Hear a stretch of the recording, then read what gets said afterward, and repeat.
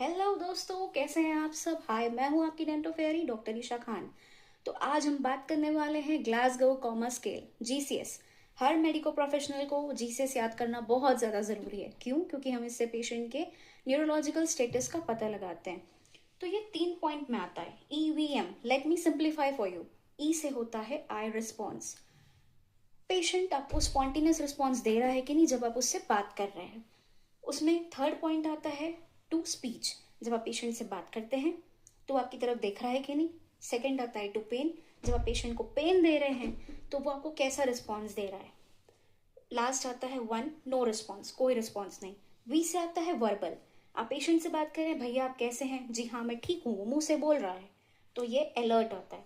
Fourth है, जब आप पेशेंट से बात कर रहे हैं तो वो कंफ्यूज्ड है। आप कैसे हैं भैया, मैं ठीक हूँ, पता नहीं, ऐसा कुछ रिस्पॉन्स दे रहा है। थर्ड आता है इसमें इनअप्रोप्रिएट रिस्पॉन्स। पेशेंट से आप बात कर रहे हैं, वो कुछ अलग ही रिस्पॉन्स दे रहा है।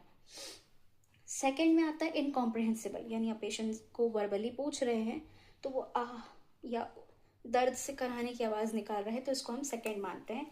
और जो लास्ट है वन, इसमें कोई भी रिस्पॉन्स नहीं रहेगा। एम से आता है मोटर। भैया हाथ उठा के दिखाइए, पेशेंट अपना प्रॉपर हाथ उठा के दिखा रहे हैं। भैया पैर उठा के दिखाइए, पेशेंट अपना पैर उठा के दिखा रहा है, तो पेशेंट आपके कमांड मान रहा है। मतलब नंबर 6 ओबेज कमांड। नंबर 5, भैया कहाँ दर्द हो रहा है, हाँ मुझे दाहिने पैर में दर्द हो रहा है, वो बता पा रहा है, लोकलाइजेस पेन। फिर फोर्थ आता है इसमें विड्रॉज पेन। यहाँ दर्द हो रहा है क्या, हाथ हटा दे रहा है तुरंत। डी कॉर्टिकेट, पेशेंट कुछ कॉर्टिकेटेड में ऐसा रखता है। डी सेपरेट मतलब उसके हाथ कुछ ऐसे मिलेंगे। और लास्ट आता है नो रिस्पॉन्स। तो ये जो जीसीएस स्केल है, ये 4, 5, 6 ऐसे पॉइंट्स हैं इसमें। E plus V plus M करते हैं तो स्कोर आता है 15।